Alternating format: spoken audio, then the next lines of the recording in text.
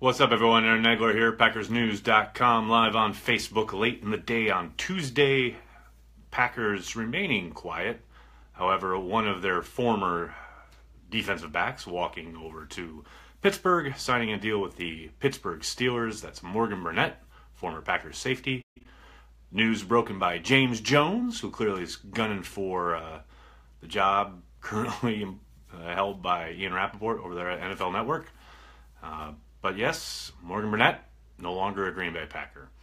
And the Packers continue to remain silent and basically inactive in free agency. No words yet on looking at any potential cornerback solutions in free agency. No word on visits with any potential free agents.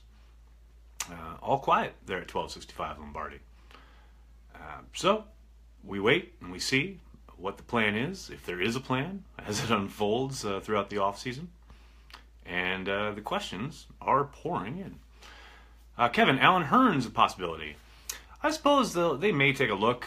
I tend to doubt they're going to bring in any more receiving options via free agency. If they do supplement the wide receiving core, I think it'll be through the draft. In fact, I expect them to do that.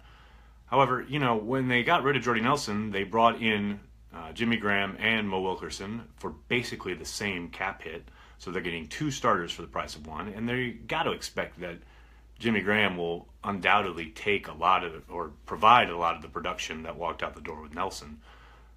I tend to think, and I was going back, I didn't have time to look it up. I was running around shooting a lot of video today, but I can't recall the last time they signed a free agent wide receiver with McCarthy at the helm as far as running the offense and having the current offensive design that they have.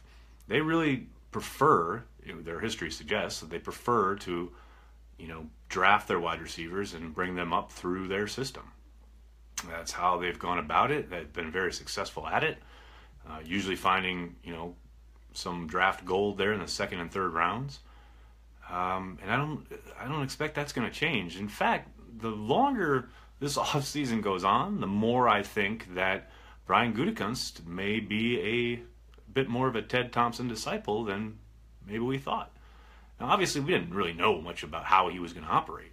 I did think he'd be a little bit more active in free agency, but it's clear that he is not going to overpay. He's not going to disrupt his pay scale when it comes to looking outside the building. And he's probably a lot higher on some of that in-house talent than maybe outside observers are. So we're going to have to wait and see as to how he approaches it. But Allen Hurns or any other wide receiver, I know he went and looked at Robinson and Watkins early in the process. But you do have to wonder if one of them had been signed, if he still would have pursued Jimmy Graham. I suspect not. I think one big quote-unquote signing was probably what he was looking at to try and, like I said, bolster the loss of production that they would expect for Jimmy Nelson or Jordy Nelson walking out the door. Do we have enough cap space actually to make a difference still? Yeah, the Packers have enough to make a move or two. They're hovering around $20 million under the cap. $3 to $4 million of that will be needed to sign their draft picks. After that, they can make some moves. Now, that could be in free agency. That could be extending one of their own guys. But they're certainly not strapped. There are still moves they can make as far as to create more space. The biggest move they can make is signing Aaron Rodgers to an extension that could reduce his cap hit, which is set to be $22 million, or actually is now that we're in the new league year. Of course, extending Clay Matthews and or cutting him would create about $11 million worth of space. They could always try to restructure Randall Cobb. So there are ways they can create more space, but it's not like they're sitting there without the ability to make a move. Especially when you look at what Morgan Burnett reportedly got in Pittsburgh, which was, I think, hovering around $5 million per year. They could definitely do that. Clearly, they didn't feel like they wanted Burnett back on his third contract, but there are definitely going to be deals to be made in the second and third waves of free agency that they'll be able to participate in. Top corner was Byron Maxwell. Why nobody talking about him? Nick, probably because he's not the top corner. Byron Maxwell has played better lately, but he is definitely not a solution to any problem. He's a competent corner. That's something they've got. Sorry, guys, I'm getting texts. Always got to check. Zach asks, why don't we sign Devon House back? Well, I think the further down the road they go, their current depth chart, the more that becomes a possibility. Now, maybe Gudykunst just isn't a fan of his game. Maybe they just want to improve from within, so to speak, let some of those younger guys get reps. But there's a long way to go between now and week 1, obviously, and I think House, the longer he's on the market, the better the chances are that he'll have a return to Green Bay. Let's see what else we got. We need secondary help. What's your thoughts? I agree, Nick. However, you look at what Philadelphia did last year in regards to, that was a team that had a pretty suspect secondary, and they, used a second and a third round pick on cornerbacks, and then traded for a corner during training camp, basically during the month of August, and that was how they set their roster. That's how they set their secondary. And I'm not saying that's the blueprint and that's what the Packers are going to follow, but it just illustrates that it's a never-ending process, and it's something that the Packers will undoubtedly be looking at throughout the course of the next 6 months. So while obviously the depth chart, when you look at it right now, if you're a Packers fan, it's probably pretty frightening. But the upside here is they don't play a game this Sunday, so you just got to be patient. Samuel asks about the possibility of trading for Earl Thomas. I get asked this a lot. I got to think, and I know the media reports out there had suggested that they were going to be looking for a big-time haul when it comes to what kind of draft compensation they would want. I just can't imagine Gudykunst going down this road and then turning around and sending significant picks, some serious draft capital to go get a player who, while a very, very good player, one of the best in the league at his position, who has been injured, who is getting older. Clearly, Seattle's ready to move on. I just don't see him doing that. I tend to think he's going to want to, whatever roster reset ambitions he may have, I think he's going to want to do it with his guys. Now, obviously, they have brought in Jimmy Graham and Muhammad Wilkerson, but those were obviously deals that didn't cost them any draft compensation. So we'll have to kind of keep an eye on it, but I would be very surprised if they went that route. Now, if you're asking if I would do it, I'd do it in a heartbeat. I'd make that call. I said it the day that story broke. I think he's a difference maker and a guy who would completely change the tone of the defense, but that's me, and I'm not a GM, and you guys are probably pretty lucky that I'm not. Michael asks, do you think they're set at running back? I think they're pretty happy with where they are at running back. I don't think you're ever really set. Gudykunst talked about that when we talked to him in Indianapolis, saying that you're never really okay with how you are. You're always looking to get better. You're always open to new ideas / possibilities. I don't think for a second that they would balk at the idea of entering week 1 with what they've got right now. Aaron Jones, Jamal Williams, Ty Montgomery, and Devontae Mays. Now, I don't doubt that if a back fell to them in the draft who they had highly rated and they had perceived to be a really good value, I don't think they'd hesitate to take him. But I don't think they're going to go out of their way. I don't think it's a need. I definitely don't think it's going to be something they're going to look at in free agency. I think they'll continue with the guys they got. And if a value opens up, like I said, I don't think they'll hesitate to make that call. Any chance we trade back on day 1 or day 2 of the draft? Seems counterproductive. I think he's open to that possibility. Gudykunst said a couple of times how much he preferred trading back to trading up, just because you get more swings at the plate, more bites at the apple. Choose your metaphor. And I'm not going to say it's proven to be the quote-unquote right way, because you can, as long as you land on a guy that you hit on your pick, it doesn't really matter where you pick him. If you get your guy and he works out, then it was worth it, right? But I tend to think, I agree with the philosophy of wanting to trade back, accumulate more picks, especially past the first 15, 20 picks, just because there's so little that separates a lot of that talent. Now, the Packers are in rarefied air when it comes to their franchise, picking at 14.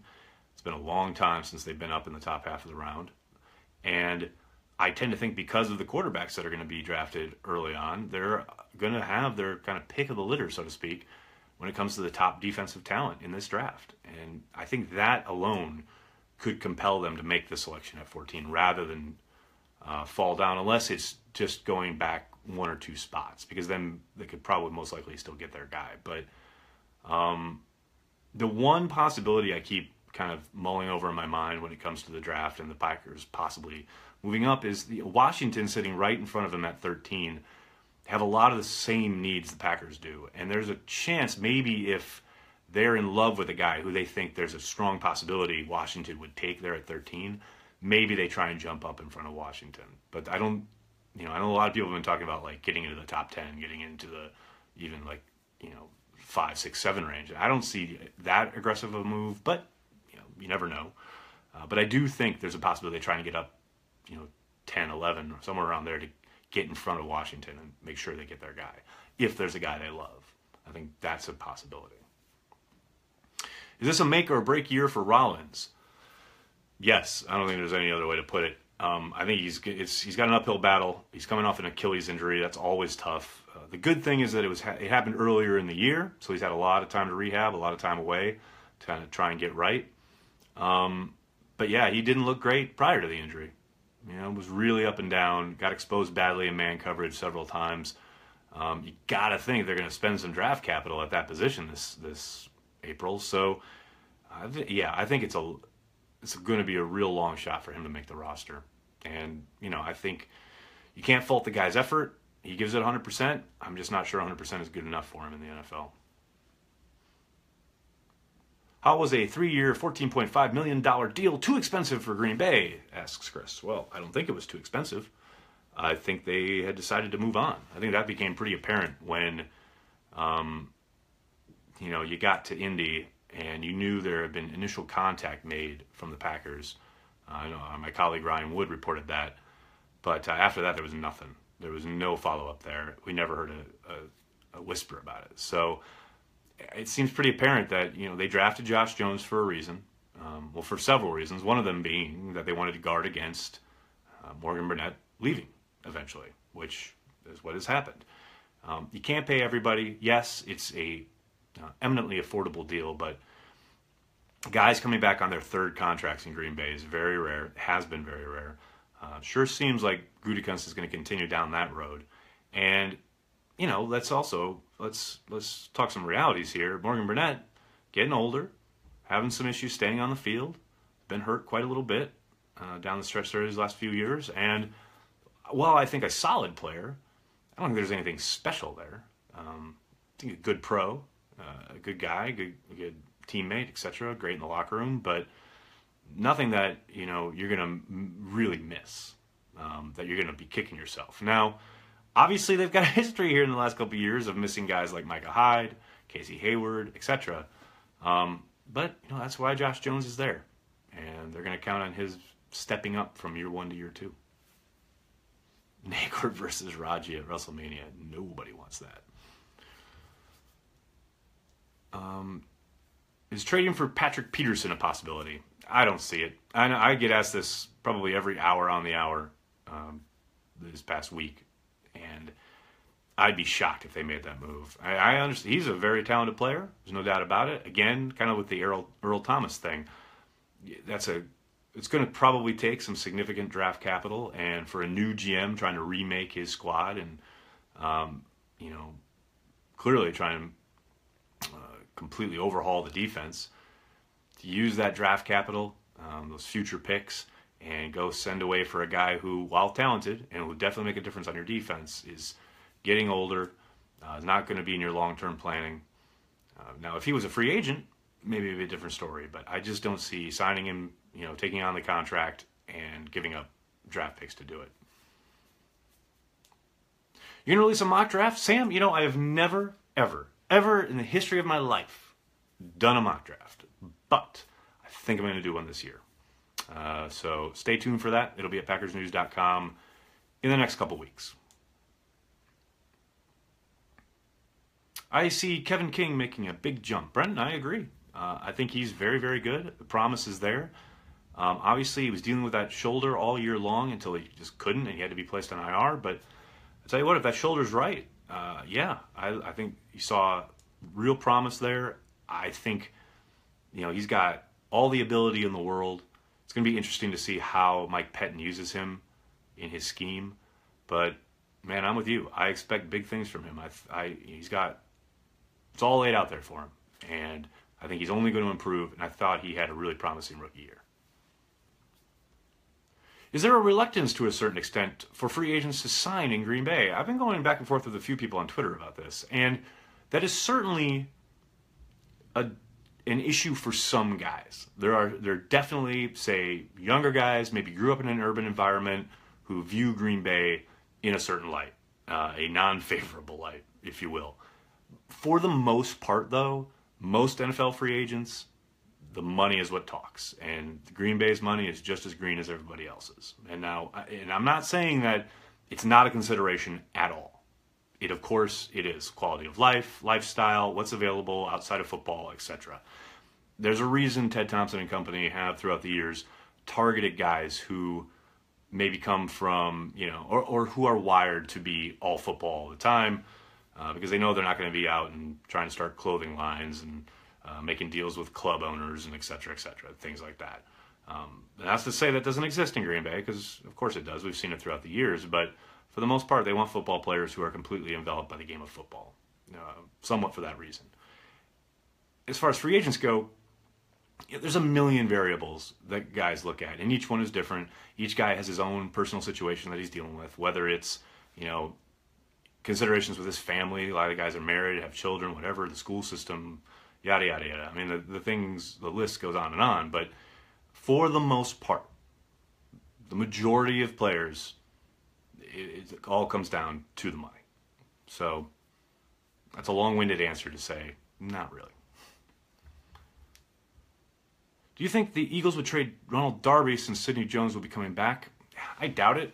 You never know. I mean, that might be a possible phone call that Gudykunst will make or has made. And I tell you what, the Eagles are certainly open to wheeling and dealing. So that may be a call worth making. But, for a team that needs all the help it can get on the back end, I'd be surprised. Do the Packers rely too much on rookies? Brandon, I would say throughout the course of Ted Thompson's tenure, they probably did. They skewed a little young. That said, it's understandable in this day and age. It's a young man's game. The whole league has gone that way. You see, those younger guys, they have the spring in their step late in the year that some of the veterans don't. Did the Packers rely on them too much? It's a possibility. I know that's been a frustration throughout the years for McCarthy and some of his coaching staff when they look at teams that sign veteran free agents and they get guys who've got years in the league and who know kind of what it means to be a pro and to how to work in an offense or a defense, etc., rather than having to coach these guys up year in and year out because you've got one of, if not the youngest team in the league again. But, it's hard to say because it's so position specific, but I would say for the most part, they've kind of gone along with the league-wide trend, but maybe skewed a bit younger than most, and that has cost them at times. Adam, that's another excellent point. Cheaper contracts for younger players. That is a part of it. That is a definite part of the equation when you're looking at, especially when you've got a roster with a guy like Aaron Rodgers, who's taking up a significant part of the cap, and other players, along the lines of Randall Cobb and Devontae Adams, Mike Daniels. These guys have all been paid. David Bakhtiari. You don't want to bring in a high-priced free agent who's going to take over their spot on the salary pecking order. Just today in Jacksonville, you saw Mercedes Lewis released because he wasn't going to report because they had signed Austin Seferian-Jenkins, who was getting paid more than him. These things happen, and they've avoided that in Green Bay by depending on younger players. What is going on with Rodgers' contract? Awfully quiet. I think it's going to be a while yet. I get asked about this every day, and I keep saying maybe we'll be surprised, but I would be a bit shocked, actually, if we see anything before say, the lead up to camp. I think he's going to wait. They're going to let his people probably want to see Matt Ryan's deal get done first. That'll be the final quarterback contract domino that needs to fall. And after that, yeah, maybe contract talks heat up. But there's really, if they were going to free up cap space, so to speak, you know, you would have thought there'd be some huge push to try and get it done, either leading up to free agency, right at the start of free agency, especially after the Drew Brees and Kirk Cousins deals got done. But that hasn't moved the needle at all. And now the first wave of free agency, when the big money has been spent, and that's when the cap space would have been needed, has come and gone. There's really no urgency now. So, I mean, we'll see. Like I always say, we could wake up tomorrow, there could be a deal done. But my hunch is that we'll see something this summer right before camp starts. Let's see. What's our cap space now? They stand hovering around $20 million under the cap.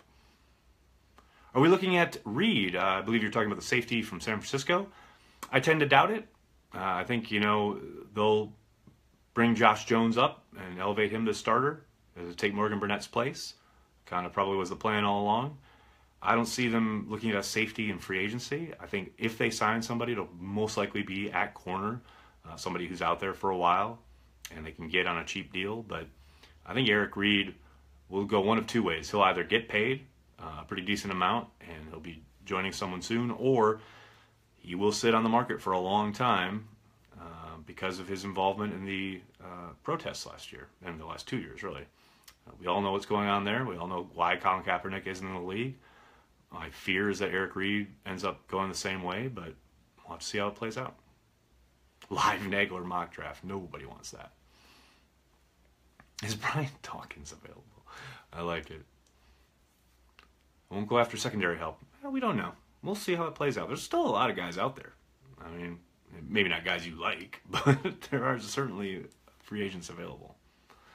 Juan says he's not sold on Jones. Well, you got to hope he makes that big jump from year 1 to year 2. That's when guys usually make it. And remember, he'll be playing in an entirely different scheme for an entirely different coordinator. A lot of what Jones struggled with last year was due to his being played out in space, deep safety, free-ranging guy who, that is not his game. He is much better towards the line of scrimmage, blowing guys up, taking on guys with physicality. You know, playing deep and in space is not his thing, and he was asked to do that a lot last year. So my hunch is that Pettin puts him in a little better spot, and he's able to shine. That's just a guess. Chance Lacey comes back. Nick, I think that boat has sailed. You know, they've found 2 really good runners in the draft picks from last year in Tramon Williams and Aaron Jones. They still got Devontae Mays, and Ty Montgomery is a switchblade that they can use whenever they need. And I wouldn't, like I said earlier in the video, I wouldn't be surprised if a back that they saw value in fell to them in the draft. I wouldn't think they would hesitate to pick him. So, yeah, Eddie Lacy, bringing him back, I just don't see it. Bringing back Tramon Williams is a possibility. Lane, I think so. He played pretty damn good football last year down in Arizona, and it's been a bit of a quiet story. Not a lot of people have kind of talked about it, but he played really well in the Cardinals' defense. Everything from run support to coverage, to blitzing, interceptions, etc. He did it all, and he did it at a pretty darn high level. So I think the longer this goes on, the lack of activity, maybe a reunion is in the works. I know people point to his age, but, you know, Terrence Newman was on the #1 defense last year playing at the age of 39. You know, the age is always going to be a factor, obviously, but if you're playing at a high level, you know, that's something teams need. And Green Bay, more than anybody at this point, at the corner spot. So I don't know if it's, you know, even something they're even entertaining or looking at, but I think it makes a lot of sense. What's the deal with Kaiser? Are we taking this kid seriously? I'll tell you what, Al, all players have value. You got to remember that. I think they clearly liked him coming into the draft last year. Ryan Wood, my colleague, reported that they seriously considered taking him on the second day of the draft. I think they just love his skill set, and they want to work with him. They undoubtedly will be competition for Hundley. I expect him to beat out Hundley. maybe they turn him around and turn him into some kind of, draft pick down the line. They flip him, so to speak, like a house. But we're not talking about Aaron Rodgers' successor here. If that's what you're talking about as far as taking him seriously, that's not what that trade was about. Starting corner is going to be a king and a rookie. If they played this weekend, that's what it would be. But they don't play till September. So just got to let it play out, see what happens. Couldn't cover my grandma. I encourage you to go back and watch the tape last year, and especially the year before that. Good sir. What kind of leap can Aaron Jones make this year? It all comes down to what he can do in pass pro. I think he's the complete package as a runner. His vision is excellent. His cutting ability is wonderful. His ability to get outside, he has soft hands, good in the receiving game. It's all about, can you trust him on all three downs? He had way too many lapses when it came to recognition early in the year. And then as the year went on, that got better, but he was still beat just technique-wise way too often that they couldn't trust him. And that's why they went with Tramon Williams pretty much exclusively down the stretch, because, you're running an offense and you got to be able to know that your back is going to get every check and be there and pick up his guy. You're not going to have to think about it. Too often, Brett Hundley, and even for one game, Aaron Rodgers, ended up, having to either check out of something or feeling pressure he shouldn't have because the back didn't pick up the blitzer or his man. If he can improve in that area, I think he's unquestionably their most talented back, and I think he's their number one guy if he can improve in that aspect of his game. And we've seen it before. I talk about it all the time. Anybody who's watched me or followed me on Twitter for any considerable amount of time knows Brandon Jackson was the worst pass protecting back I've ever seen in training camp his rookie year. He turned into one of the best pass protectors that ever come through Green Bay at the running back spot. So guys can improve, and if Aaron Jones can follow that path, I expect big things.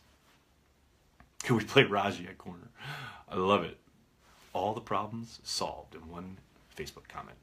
All right, everybody, I'm going to get going. Thank you so much for all your questions. I'm sorry if I couldn't get to yours. There are always so many, and I'm always so kind of blown away how engaged you guys all are. You're here every day. So am I. It's what I do. I'm here for you. In the meantime, make sure you're checking PackersNews.com. I'll be back tomorrow unless there's any breaking news tonight. Then I'll be back on. In the meantime, PackersNews.com for all your needs. We'll have it all covered for you. Till tomorrow. You guys have a good night.